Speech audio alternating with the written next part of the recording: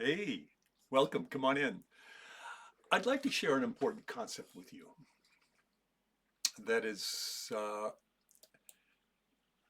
foundational in my teaching of sovereignty.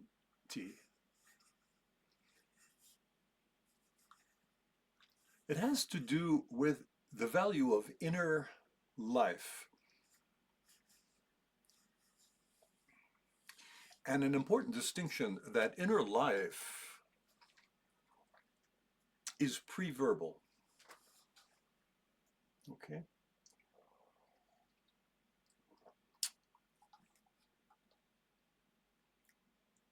People ask for definitions of things all the time. We want to see if we can put a handle on some of the ideas and concepts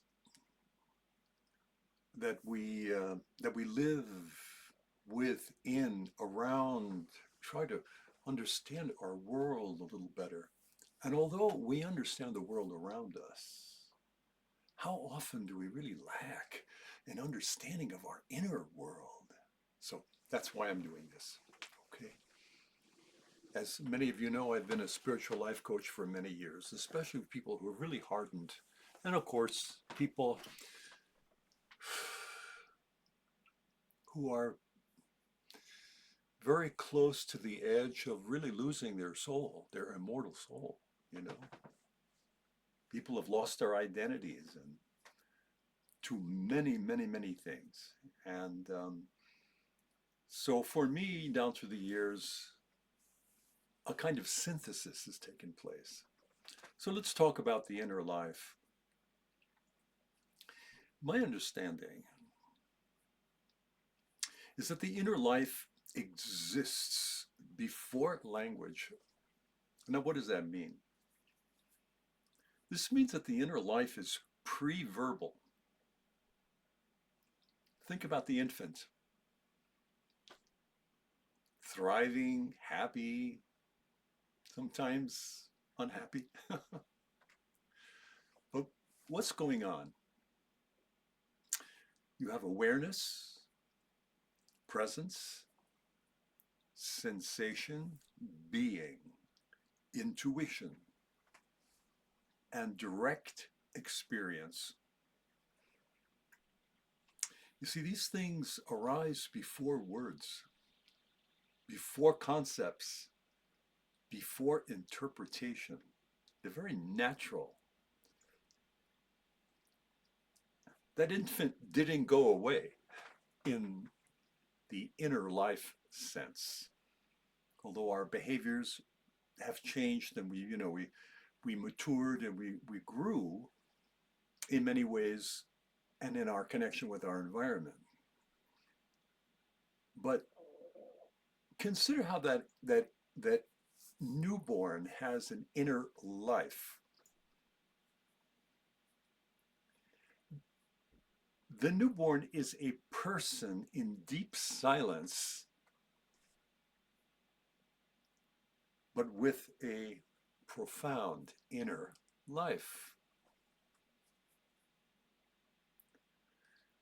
It's maybe something that we could relate to a person who is in awe, grief, or wonder. Okay. You see that language comes after experience. What does this mean? The inner life is primary, language is secondary. Language shapes how we understand the inner life logically, but it is not the inner life itself. Okay? So, what is language? Well, language is a tool for naming, describing, pointing, framing, interpreting.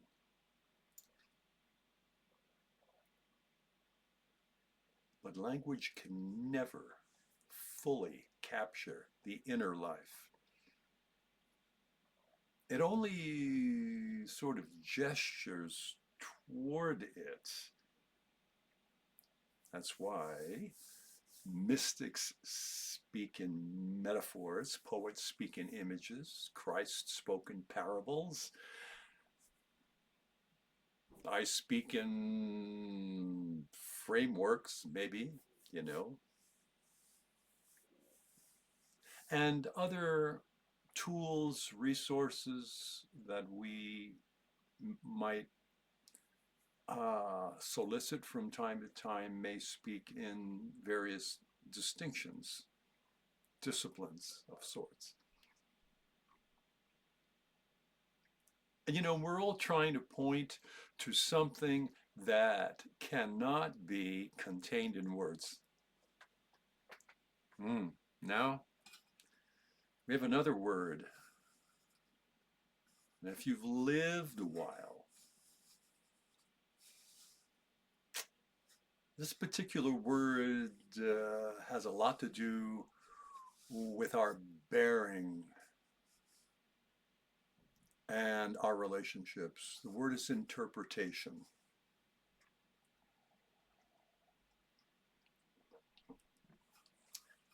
Interpretation is where the outer life or the outer world, let's say, distorts or seems to distort the inner life. We'll clear this confusion up a little bit. Doesn't really, but it would appear, since we use language to try to understand everything. Sometimes the words don't bear up well under the experience. How many people know what I'm talking about, all right? So here's the crucial part. Interpretation belongs to the outer life. So what do we do when we interpret?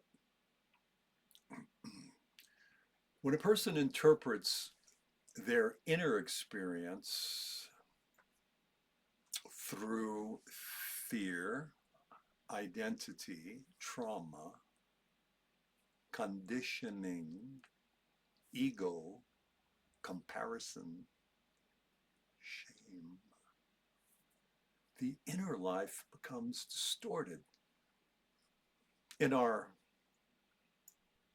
way of thinking. Oh, life is such a bitch, you know. I hate this life, you know. Things like that. A feeling of vulnerability, which is so human, it becomes weakness. Oh, I should never have. Oh, I was such a fool. A moment of stillness becomes boredom. Think about that. A sense of intuition becomes irrational.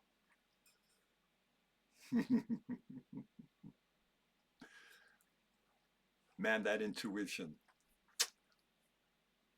such an essential part of that pre-verbal life, inner life, right? And a need for rest becomes, oh, laziness. Oh, I've got so much to do. I'm just like hanging around doing nothing. A longing for connection becomes neediness.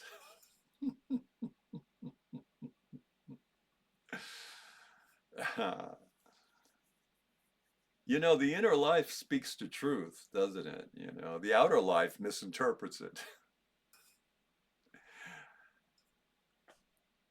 Understanding is the bridge between the inner and outer, okay? Understanding is not language.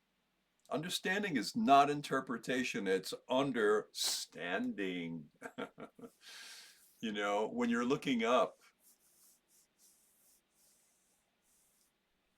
with humility, you have understanding, not under kneeling or under crawling, okay? Understanding. This is why being in alignment with one's deity is so important. So, understanding is the moment that the mind becomes quiet, the heart becomes receptive, the body becomes present, and truth becomes clear. Understanding is inner life intelligence meeting outer life awareness. It's the bridge. You know, when you understand something deeply, you feel it in your body before you can articulate it. Understanding is the inner life saying, yeah, man, this is true.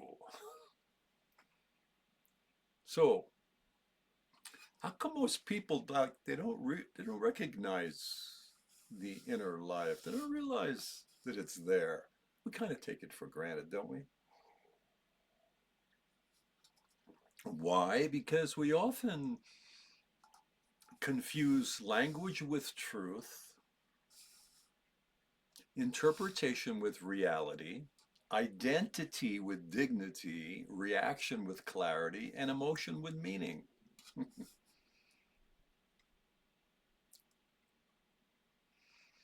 You know, people often they live in the outer life narratives instead of the inner life presence.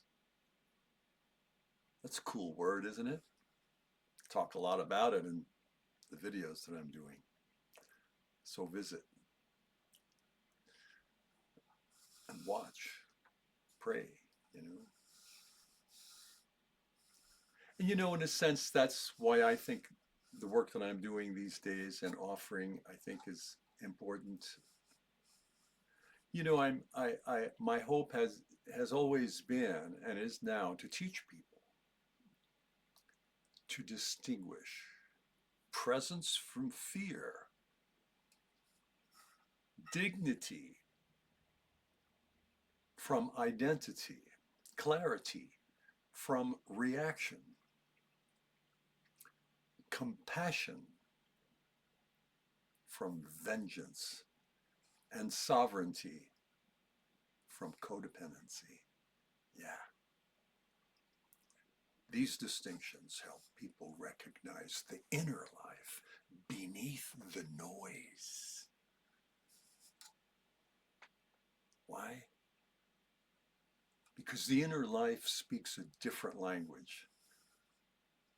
The inner life doesn't speak in sentences, it speaks in sensations, intuitions, clarity, stillness, knowing, peace, resonance, rightness. You don't think the inner life, you feel it. You don't interpret it, you recognize it.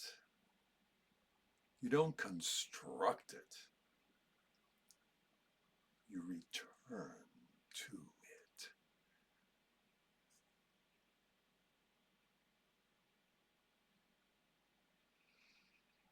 And I think the deepest truth here, and let's try to be clear as we can.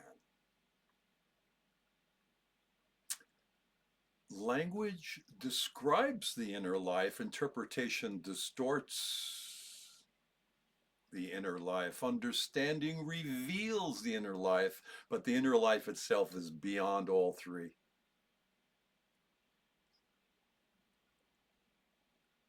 It is the ground of being, the source of dignity, the home of happiness, the seat of sovereignty. It's the place I returned to after Vietnam, and the place that I teach others to find.